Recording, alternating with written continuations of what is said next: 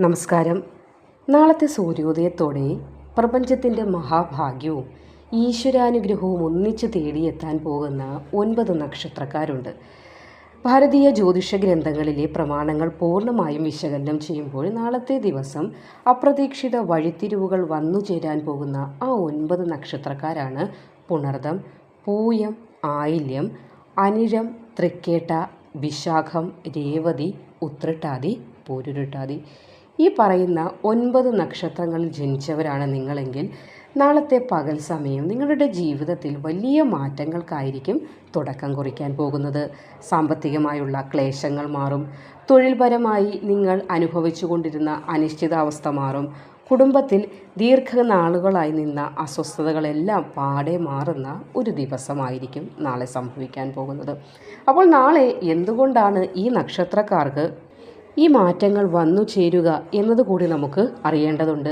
അപ്പോൾ നാളത്തെ ദിവസം ആകാശത്തിൽ സംഭവിക്കുന്ന ആ ഗ്രഹവിന്യാസങ്ങൾ എങ്ങനെയാണെന്ന് നമുക്കൊന്ന് നോക്കാം. തുടക്കത്തിൽ തന്നെ ഞാൻ പറഞ്ഞതുപോലെ ഈ ഒരു വലിയ ഭാഗ്യാനുഭവങ്ങൾക്ക് അടിസ്ഥാനം നമ്മൾ തീർച്ചയായും മനസ്സിലാക്കിയിരിക്കേണ്ടതുണ്ട്. അതായത് നാളെ പുലർച്ചെ മുതൽ രാത്രി ഒരു 9:50 വരെ ആകാശത്ത് പൂർണ്ണ ശോഭയോടെ നിൽക്കുന്നത് പൂയം നക്ഷത്രമായിരിക്കും. അപ്പോൾ ജ്യോതിഷ ഗ്രന്ഥങ്ങളിൽ പുണ്യ നക്ഷത്രം എന്ന് വിശേഷിപ്പിക്കുന്ന ഒരു നക്ഷത്രം കൂടിയാണ് പൂയം നക്ഷത്രം. അതിനാൽ തന്നെ പൂയം നക്ഷത്രത്തിൽ ജനിച്ചവരും അത്രത്തോളം പുണ്യം നിറഞ്ഞവരുമായിരിക്കും. അപ്പോൾ ദേവഗുരുവായ വ്യാഴത്തിൻ്റെ സ്വന്തം നക്ഷത്രമായിട്ട് വരും പൂയം നക്ഷത്രം. അപ്പോൾ നാളത്തെ പകൽ മുഴുവൻ ഗുരുവിൻ്റെ പോസിറ്റീവ് ഊർജം ഭൂമിയിൽ നിറഞ്ഞു നിൽക്കുന്ന ദിവസമാണ്. അപ്പോൾ പൂർണ്ണമായും നാളെ നമ്മൾ പൂയം നക്ഷത്രത്തിൻ്റെ സ്വാധീനത്തിലും ആയിരിക്കും. എന്നാൽ രാത്രിയോടുകൂടി കഥ മാറുകയാണ്. രാത്രിക്ക് ശേഷം മാറ്റമുണ്ടാകുന്നു. അതായത് രാത്രി 9:50 ശേഷം പൂയം നക്ഷത്രം കഴിയുകയും ആയില്യം നക്ഷത്രം ആരംഭമാവുകയും ചെയ്യും. അപ്പോൾ ബുധൻ്റെയും സർപ്പദൈവങ്ങളുടെയും സ്വാധീനം കൂടുതലായിട്ടുള്ളതാണ് ഈ ആയില്യം നക്ഷത്രം. അപ്പോൾ ആയില്യം നക്ഷത്രത്തിൻ്റെ തുടക്കം വരുന്നത് രാത്രി മുതലാണെന്ന്. അപ്പോൾ നാളത്തെ പകൽ സമയത്തിന് പൂർണ്ണമായും നമുക്ക് പൂയം നക്ഷത്രത്തിൻ്റെ സ്വാധീനത്തിലായിരിക്കും, ആ സ്വാധീന വലയത്തിലായിരിക്കും. അതുകൊണ്ട് ശുഭകരമായ ഒരു സ്വാധീനം തന്നെയായിരിക്കും നമ്മളിലേക്ക് എത്തുക എന്ന് ഇതിലൂടെ നമുക്ക് ആദ്യമായി മനസ്സിലാക്കാം. അപ്പോൾ ഈ ഒരു സമയം മനസ്സിൽ നമ്മൾ എന്ത് ആഗ്രഹിച്ചാലും ആ കാര്യങ്ങളൊക്കെ എന്ത് പ്ലാൻ ആഗ്രഹിച്ചാലും നാളത്തെ ദിവസം പകൽ സമയം ആ പ്ലാനിനൊക്കെ അനുകൂലമായ ഗുണങ്ങൾ വന്നു ചേരുന്ന ഒരു ശുഭകരമായ സമയം തന്നെയാകുന്നു. ഇനി നമുക്ക് എന്താണ് നോക്കേണ്ടത്? ആ 9 നക്ഷത്രക്കാരുടെ ഈ ഒരു പറഞ്ഞ ഭാഗ്യത്തിന് കാരണമായ ആകാശത്തെ ഈ ഗ്രഹങ്ങളുടെ വിന്യാസം, അതായത് ഈ പ്ലാനറ്ററി അലൈൻമെൻറ്റ് എങ്ങനെയാണെന്ന് നമുക്കൊന്ന് മനസ്സിലാക്കേണ്ടതുണ്ട്. അപ്പോൾ ഈ പ്രപഞ്ചത്തിലെ ഊർജ്ജ വ്യതിയാനങ്ങളെക്കുറിച്ച് ഞാൻ നിങ്ങൾക്ക് വ്യക്തമായി പറഞ്ഞു തരാം. നാളെ കർക്കിടകം രാശിയിൽ സ്വന്തം നക്ഷത്രമായ പൂയത്തിൽ അതീവ ശക്തനായിട്ട് പൂയം നക്ഷത്രം അതീവ ശക്തമായി ഭദ്രദീപം പോലെ ജ്വലിച്ചു നിൽക്കുന്ന ഒരു ദിവസമാണ്. വളരെയേറെ ശുഭകരമായ ദിവസം എന്ന് നമുക്കിതിനെ വിശേഷിപ്പിക്കാം. അപ്പോൾ പകൽ സമയം മുഴുവനും നമ്മൾ പൂയം നക്ഷത്രത്തിൻ്റെ സ്വാധീനത്തിലായിരിക്കും. പ്രകാശത്തിൻ്റെയും ആത്മബലത്തിൻ്റെയും പ്രതീകമായ ഭഗവാൻ ആദിത്യൻ മിഥുനം രാശിയിൽ സഞ്ചരിക്കുന്ന ഒരു ദിവസമാണ്. കൂടാതെ ഇനി ശനി ഭഗവാന്റെ കാര്യത്തിലേക്ക് വന്നാൽ കർമ്മഫലദാതാവായാണല്ലോ ശനിദേവൻ. ശനിദേവൻ മീനം രാശിയിൽ രേവതി നക്ഷത്രത്തിലാണ് നാളെ നിലകൊള്ളുന്നത്.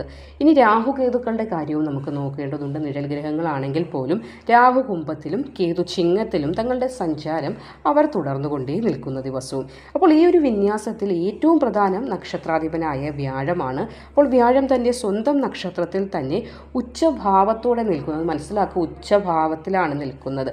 ഇതാണ് പ്രപഞ്ചത്തിൽ വലിയൊരു ഭാഗ്യ വലയത്തെ നാളത്തെ ദിവസം നമ്മളിലേക്ക് പ്രദാനം ചെയ്യുന്നതും, അല്ലെങ്കിൽ ഭാഗ്യവലയം നമ്മൾ മനുഷ്യർക്ക് മേൽ തീർക്കുന്നതും. ഈ ഗ്രഹങ്ങളുടെ ശക്തമായ വിന്യാസം ഇത് നിമിത്തം നമ്മുടെ ഭൂമിയിൽ നമ്മൾ വസിക്കുന്ന മനുഷ്യരിലും എന്തൊക്കെ മാറ്റങ്ങൾ ദൃശ്യമാക്കുന്നു എന്നത് നമുക്ക് വ്യക്തമാക്കി മനസ്സിലാക്കേണ്ടത്. അതായത് സ്വാത്വികമായ ഊർജ്ജമായിരിക്കും നാളത്തെ ദിവസം ഭൂമിയിൽ നിലകൊള്ളുന്നത്. അതിനാൽ തന്നെ നമ്മുടെ മനസ്സിൽ ഇന്നത്തെ ദിവസം ഉണ്ടാകുന്നതായ ആശയക്കുഴപ്പങ്ങളൊന്നും തന്നെ നാളത്തെ ദിവസം ഉണ്ടാവുകയില്ല. നിങ്ങളൊന്ന് ശ്രദ്ധിച്ചോണം. നാളത്തെ ദിവസം നിങ്ങൾക്കൊരു പോസിറ്റിവിറ്റി പൂർണ്ണമായും ഹീൽ ചെയ്യുന്നതാണ്. തീരുമാനങ്ങൾ എടുക്കുന്നതിന് നിങ്ങൾക്ക് സ്വയം തന്നെ ഒരു കേപ്പബിലിറ്റി ഉള്ളതായി നിങ്ങൾക്ക് നാളത്തെ ദിവസം തോന്നും. ഇനി വ്യാഴത്തിൻ്റെ ഈ ശുഭദൃഷ്ടി നാളെ ഉള്ളതിനാൽ തന്നെ ഭരണപരമായ കാര്യങ്ങളിലോ അല്ലെങ്കിൽ നമ്മുടെ ഔദ്യോഗിക മേഖലകളിലോ ദീർഘനാളായി കെട്ടിക്കിടന്നതായ ഫയലുകളോ അല്ലെങ്കിൽ തീരുമാനങ്ങളോ ജോലിയുമായി ബന്ധപ്പെട്ടതാകാം, അല്ലെങ്കിൽ ലോണുമായി ബന്ധപ്പെട്ട ബന്ധപ്പെട്ടതാകാം. അങ്ങനെയുള്ള പല തീരുമാനങ്ങൾക്കും അനുകൂലമായ ഫലം നാളത്തെ ദിവസം നിങ്ങൾക്ക് പ്രതീക്ഷിക്കാം.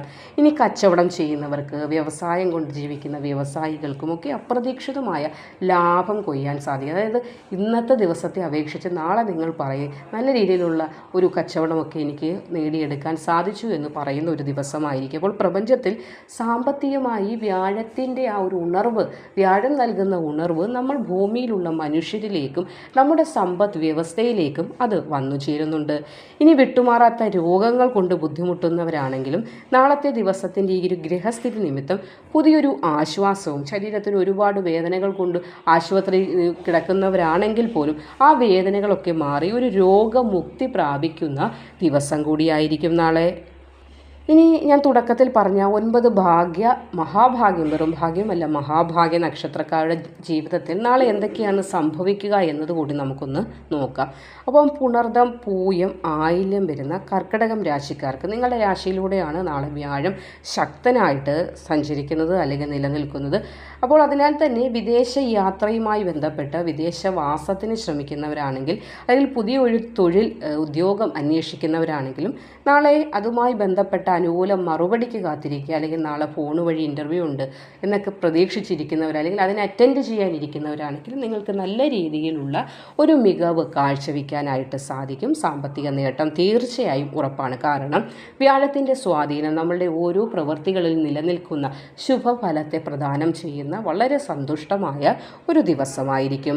ഇനി അടുത്തത് വിശാഖം, അനിഴം, തൃക്കേട്ട വരുന്ന വൃശ്ചികം രാശിക്കാർക്ക് വ്യാഴത്തിൻ്റെ 9ാം ദൃഷ്ടി നിങ്ങളുടെ രാശിയിൽ പതിക്കുന്നത് കൊണ്ട് കുടുംബത്തിലെ അസ്വസ്ഥതകൾ എന്തുണ്ടെങ്കിലും, എന്ത് അസ്വസ്ഥതയാണോ നിങ്ങളുടെ കുടുംബത്തെ ബാധിച്ചിരിക്കുന്നത് അത് പൂർണ്ണമായും മാറ്റം വരികയും പുതിയൊരു വീട് അല്ലെങ്കിൽ വാഹനം എന്നിവ വാങ്ങാൻ ആഗ്രഹിക്കുന്ന ആളുകളാണെങ്കിലും നാളത്തെ ദിവസം അല്ലെങ്കിൽ നാളത്തെ ദിവസം മുതൽ അങ്ങനെയുള്ള ചിന്തകൾക്ക് ഒരു തുടക്കം കുറിക്കുന്നതായ ദിവസവുമായിരിക്കും. നമ്മൾ പറയാറുണ്ട്, ഒന്നും അങ്ങോട്ട് പ്ലാൻ ചെയ്തിരുന്നതല്ല, പെട്ടെന്ന് കാര്യങ്ങൾ എടുപിടിയെന്ന് വന്നു എന്ന് നമ്മൾ ചിലതിനെക്കുറിച്ച് പറയാറുണ്ട്.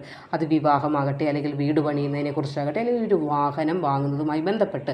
അത് എന്തുകൊണ്ടാണ് ഈ എടുപിടി എന്ന് വന്നു എന്ന് പറയുന്നത്? ഈ ഗ്രഹങ്ങൾ അങ്ങനെ നമ്മളിലേക്ക് ചെലുത്തുന്ന സ്വാധീനം നിമിത്തമാണ്. ഇന്നലെ വരെ നമ്മൾ പ്രതീക്ഷിക്കാത്ത ഒരു കാര്യം പെട്ടെന്ന് അപ്രതീക്ഷിതമായി സന്തോഷം തരുന്ന രീതിയിൽ നമ്മളിലേക്ക് എത്തുന്നത്. അപ്പോൾ എപ്പോഴും അങ്ങനെയുള്ള കാര്യങ്ങൾ സംഭവിക്കുമ്പോൾ ചിന്തിക്കുക, അത് നെഗറ്റീവായാൽ മാത്രമെന്നല്ല പോസിറ്റീവ് ആയാലും ചിന്തിക്കുക. സ്വയം പഴിക്കാതെ ഇത് മാത്രമാണ് ചിന്തിക്കേണ്ടത്, ഗ്രഹങ്ങളുടെ വിന്യാസമാണ് എന്നിലേക്ക് ഈ ഫലം, അതായത് ശുഭമാകട്ടെ അശുഭമാകട്ടെ തന്നത് എന്ന്. പൂരുരുട്ടാതി, ഉത്രട്ടാതി, രേവതി വരുന്ന മീനം രാശിക്കാർക്ക് ശനിയുടെ സ്വാധീനം ഉണ്ട്, അത് ഇല്ല എന്ന് പറയാൻ പറ്റുന്നില്ല. എങ്കിലും വ്യാഴത്തിൻ്റെ ഈ 5ാം ദൃഷ്ടി നിങ്ങൾക്ക് വലിയ ഈശ്വരാനുഗ്രഹം നൽകുന്നുണ്ട്. ശനിയുടെ ദോഷമായ ദൃഷ്ടി വലയത്തെ ഭേദിച്ചുകൊണ്ട് വ്യാഴത്തിൻ്റെ ദൃഷ്ടി നിങ്ങൾക്കൊരു പ്രൊട്ടക്ഷൻ നൽകുന്നുണ്ട്. അതിനാൽ തന്നെ കടബാധ്യതകൾ തീർക്കാനുള്ള വഴികൾ വന്നു ചേരുകയും പരീക്ഷകൾ അല്ലെങ്കിൽ ഇൻ്റർവ്യൂകൾ നാളെ നടത്താനായിരിക്കുന്ന കുട്ടികളുണ്ടെങ്കിൽ അവർക്കൊക്കെ വലിയ ഒരു വിജയം പ്രതീക്ഷിക്കാവുന്ന ദിവസം കൂടിയായിരിക്കും. അപ്പോൾ ഇത്രയും പറഞ്ഞതിൽ നിന്ന് നിങ്ങൾക്ക് വ്യക്തമായി കാണുമല്ലോ നാളത്തെ ദിവസം അതീവ ശ്രേഷ്ഠമായ ഒരു ദിനമാണെന്ന്. അപ്പോൾ ഇതിൻ്റെ പൂർണ്ണ ഫലം നമ്മൾ നേടിയെടുത്തേ മതിയാകും. അത് ലഭിക്കാനായിട്ട് ചില ലളിതമായ ആത്മീയ കാര്യങ്ങൾ കൂടി നമ്മളൊന്ന് അറിയേണ്ടതുണ്ട്. അറിഞ്ഞിട്ട് നിങ്ങൾക്ക് താല്പര്യമുണ്ടെങ്കിൽ അത് ചെയ്താൽ മതിയാകും. അപ്പോൾ പൂയം നക്ഷത്രത്തിൻ്റെ അധിപൻ വ്യാഴവും ദേവത ബൃഹസ്പതിയുമാണെന്ന് നിങ്ങൾക്കറിയാമല്ലോ. അതിനാൽ തന്നെ നാളെ രാവിലെ എഴുന്നേറ്റ് കുളിച്ച് ശുദ്ധിയായിട്ട് വിഷ്ണു അഷ്ടോത്തരമോ അല്ലെങ്കിൽ വിഷ്ണു ഭഗവാനെ പ്രകീർത്തിച്ചുകൊണ്ട് സഹസ്രനാമോ ഒക്കെ ചൊല്ലുന്നതും അത് ചൊല്ലുന്നത് ശ്രവിക്കുന്നതും കുടുംബത്തിൽ ഐശ്വര്യം നിറയ്ക്കും. അതേപോലെ സാധ്യമാണെങ്കിൽ മാത്രം അടുത്തുള്ള വിഷ്ണു ക്ഷേത്രത്തിലോ അതല്ലെങ്കിൽ ശിവക്ഷേത്രത്തിലോ ഒക്കെ ഒന്ന് പോയി പ്രാർത്ഥിക്കാനായിട്ട്, ആരോഗ്യം കൂടി അനുകൂലമാകണമല്ലോ. കാലുവേദന, മുട്ടുവേദന, വേദനകളൊക്കെ ഉള്ളവരാണെങ്കിൽ നിങ്ങൾ ഗൃഹത്തിൽ തന്നെ ഇരുന്ന് പ്രാർത്ഥിച്ചാൽ മതി. നമ്മുടെ മനസ്സാണല്ലോ ദൈവം ഇരിക്കുന്ന ഇരിപ്പിടം. അപ്പോൾ നിങ്ങൾ ഗൃഹത്തിൽ തന്നെ ഇരുന്ന് പ്രാർത്ഥിച്ചാലും മതിയാകും. അപ്പോൾ ഈ വലിയ ജ്യോതിഷ അറിവ് നിങ്ങളിലേക്ക് മാത്രം ഒതുക്കാതെ നിങ്ങളുടെ സുഹൃത്തുക്കൾക്കും പ്രിയപ്പെട്ടവർക്കും ഒക്കെ ഒന്ന് ഷെയർ ചെയ്ത് കൊടുക്കൂ. അവരിലേക്കും ഈ അറിവുകളൊക്കെ ഒന്ന് എത്തട്ടെ. എല്ലാ നക്ഷത്രക്കാർക്കും നാളത്തെ ദിവസം ഒരേപോലെ അനുഗ്രഹപ്രദമായി മാറട്ടെ എന്ന് ആശംസിക്കുന്നു. മറ്റൊരു അധ്യായവുമായി വീണ്ടും കാണുന്നതുവരെ നന്ദി, നമസ്കാരം.